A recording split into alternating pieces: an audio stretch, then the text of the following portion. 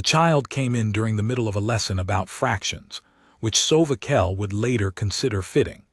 She had been drawing denominators on the portable board when the door panel slid open, and the small figure stood there, uncertain whether to cross the threshold, and the 8 students already seated looked up with the frank curiosity that children everywhere brought to unexpected arrivals.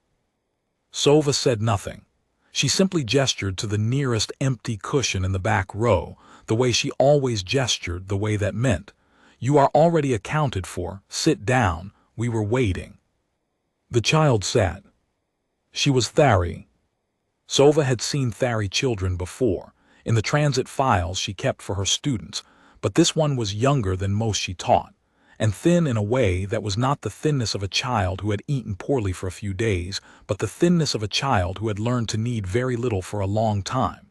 Blue skin, the particular shade that shifted toward indigo under stress. Amber eyes too large for her face. Her ears tapered to fine points under a matted silver braid. She wore a camp-issue tunic, with the right sleeve pushed up in a way that was not quite accidental. Sova noticed the mark on the inside of the child's wrist before she finished the lesson. A pale geometric brand, the kind the Vetharn labor guilds used on indenture contracts to track secondary holders. It meant the debt had been inherited, which meant the primary holders had died. She finished the lesson on fractions. She did not look at the wrist again until the other students had left. "What's your name?" she said, straightening papers at the front board. The child said nothing. "You don't have to tell me today." Sova set the papers down and looked at her. "You can come back tomorrow if you want. The lesson will be about whole numbers, which is easier but somehow more interesting." The child looked at the board, where Sova had left one fraction unsimplified. "3/4, the child said. Her galactic standard was clear and precise and slightly archaic, the way Thari speech often was, each syllable weighted like a measured thing. "That's right," Sova said. "The bottom number tells you how many pieces the whole was cut into," the child said. "The top tells you how many are left." Sova looked at her for a moment. "Yes, exactly right," she paused. "I'm Sova, I run this classroom." The child's amber eyes moved once to the door, then back. "They said there was a teacher here who kept records." "Who said?" "Some people in the camp." A pause. "Not the gray coat people." The gray coat people were the Vetharn Guild representatives, who had been in the camp for 3 days running ID checks on the transit register. Sova had watched them from the classroom window and had understood, in the way she had learned to understand things in 7 years of running schools at the edges of resettlement zones, that they were not there for anything good. "I keep records," Sova said. "Enrollment records, attendance, coursework, everything by the book." The child's name, when she finally gave it on the second day, was Lian. Her parents had been Thari mineral surveyors who had signed a guild indenture when the survey company folded, borrowing against future wages to cover the transit fees home. They had died in a pressurization failure at a relay station 14 months ago. Lian had been at a children's rest facility at the time, listed on the indenture contract as a secondary dependent, which the Vetharn Guild had subsequently reclassified, under an obscure provision of colonial debt law that had been inserted into the transit code 12 years earlier, and had never been publicly argued as a transferable labor asset. Sova read the legal provision twice in the camp's shared terminal, while Lian sat at the back of the classroom doing arithmetic problems on a borrowed slate. She read it a third time to be sure she had understood it correctly. She had. A child whose guardian died under an active indenture contract could be claimed before age of majority as a labor offset by the contracting guild. The guild could then assign the child to supervised work contracts, not slavery. The provision was careful to specify supervised and compensated labor until the debt was satisfied or the child reached majority. In practice, the camp's transit coordinator had explained, when Sova had asked with the careful, neutral tone she used when she needed information without alarming anyone. The children were sent to processing facilities. The work was generally agricultural or sorting labor. Majority was 12 Thari years, which was roughly 14 standard. Lian was young, her hands were small, her amber eyes could do fractions in her head. Sova went back to the classroom and sat down beside Lian and looked at the arithmetic problems on the slate. 3 rows done, all correct. The handwriting was careful and exact. "You have good number sense," Sova said. "My mother taught me," Lian said. "She said surveyors need to count without their instruments." She was right. Sova picked up her own slate. "Let me show you something harder." The Vetharn Guild collector arrived at the camp on the 5th day. His name was on the transit manifest as Oreth Dean, species human, which Sova had not expected, and he had 2 assistants with him, and a set of documents that the camp administrator, a harried centauran named Preth, had reviewed and confirmed were in order. He was looking for a Thari minor registered as secondary dependent on indenture file 7741 Keth. Sova was in the classroom when Preth came to find her. "He's asking about one of yours," Preth said in the doorway. "A child, blue Thari, young." Sova was writing tomorrow's lesson plan on the portable board. She did not stop writing. "Several of my students are Thari.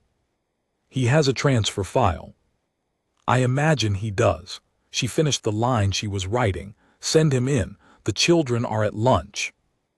Dean was a compact man in his 40s, the efficient kind who had done this sort of thing often enough that he no longer found it uncomfortable.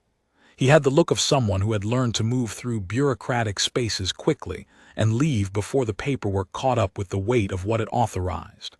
He carried a flat document case and set it on the front table without being invited to sit.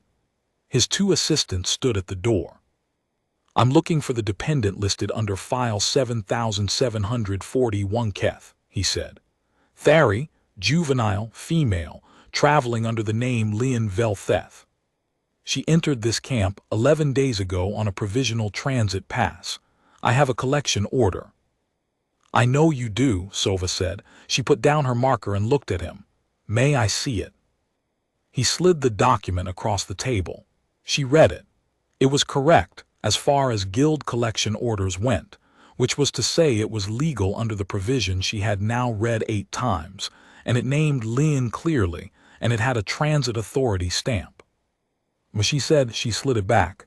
"There's a complication." Dean's face did not change much, but something in his posture adjusted slightly. "What complication?" "Lian Veltheth has been enrolled in this educational program for 9 days. Sova opened her own document case, the battered gray one she had carried through 4 different camps in 3 different systems. She removed a set of printed forms and set them on the table. Enrollment form, signed and stamped by Camp Administrator Preth 6 days ago. Attendance record, coursework log, course completion certificate for Unit 1, foundational numeracy. And here, she added the last page. An application filed 5 days ago to the Resettlement Education Board, designating her as a candidate for the sponsored continuity track, which provides educational foster placement for minor students in active programs when their transit status is uncertain. Dean looked at the papers. He did not pick them up immediately. "The educational foster placement," Sova said, "creates a provisional legal guardianship with the program administrator, that's me, for the duration of the track assessment. The assessment period is 90 standard days." She folded her hands. "During a provisional guardianship period, a secondary collection order is suspended pending a welfare review by the Education Board." The room was quiet. "The board review takes between 60 and 100 days, Sova added. "The provision is in the Colonial Education Charter, Article 31, the same charter that allows the transit code provision under which your collection order was filed." She paused. "Same document, different articles." Dean looked at her for a long moment. "That application would have to be confirmed." It was confirmed this morning. Preth has a copy. I can have it on your terminal inside an hour. One of the assistants at the door shifted. Dean did not look at them. The collection order is valid, he said.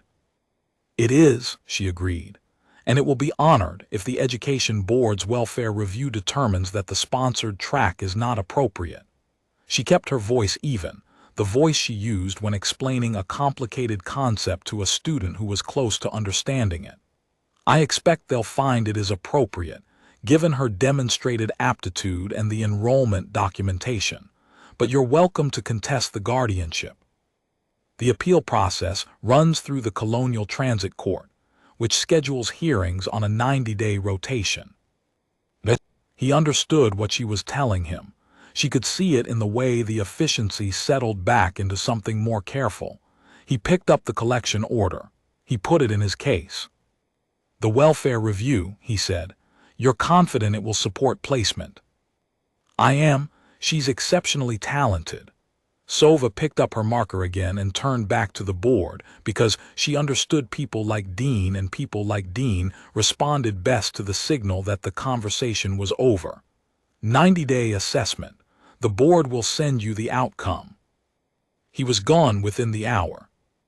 Preth came back to the classroom that evening, after the students had left. Lian was still there at the back, working on the advanced problems Sova had set her, the ones that were actually designed for students 2 years older. That application, Preth said, I confirmed it, but I want to know if it actually protects her. The charter is clear, Sova said. For 90 days. 90 days is long enough for the board to review her case and recommend permanent foster placement under the education program. I've done it twice before, once in the Cathara camp, once on the Pelin transit station. She looked at Preth. The guild can't collect on a child who has an active educational placement order. The charter takes precedence over the indenture provision. They'll appeal. They will. The appeal will take longer than the board's review. She paused. Dean will note in his file that it isn't worth the cost. Guild collectors are paid per recovery, not per attempt, and at some point the math stops working in their favor. This is not the first time someone has used an obscure provision of the transit code to claim a child. The charter article exists because the same situation happened 15 years ago in a different system, and someone made sure the law had an answer for it. Preth looked at her for a moment. Someone. A teacher, Sova said, who spent 6 months writing a legal brief that nobody wanted to read. I read it in my second year. I thought, I need to know this article, and I made sure I was ready before I ever needed it. She turned back to the board and picked up her eraser. I have needed it 3 times now. Preth said nothing further. She heard the door panel close. Lian looked up from her slate. Her amber eyes moved between the board and Sova's face. He is not coming back, Lian said. It was not quite a question. Not for 90 days, Sova said, and after 90 days there will be a board ruling. She looked at the problems on the slate. You finished the set. They were not hard. No, you're past this level. Sova sat down beside her. I'm going to bring you the geometry unit next. Surveyors need geometry. Lian was quiet for a moment. She looked at the mark on her wrist, the pale brand.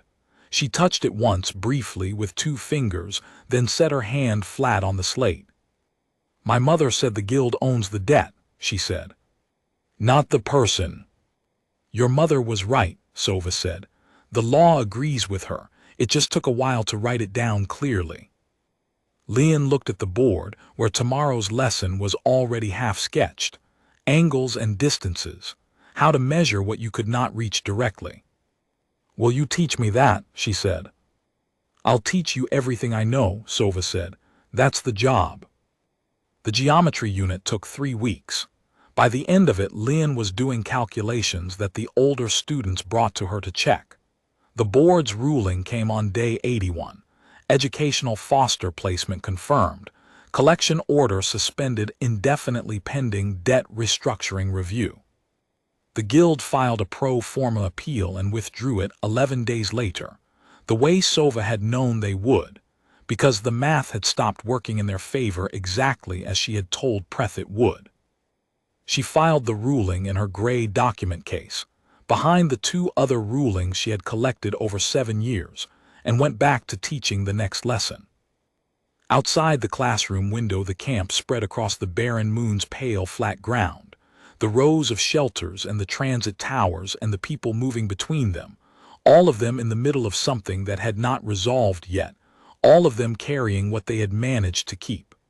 Sova had learned a long time ago that a classroom was not separate from any of that. It was the same thing, looked at differently. A place where you counted what remained and figured out what it was worth. There were 17 students now. The cushions were full. In the back row, Leon Vell, Theth was already reading ahead, her silver braid bent over the slate, her amber eyes moving across the figures with the same careful weight her mother had taught her, the same attention to what the numbers were actually saying. Sova watched her for a moment, then turned back to the board. There was more to teach.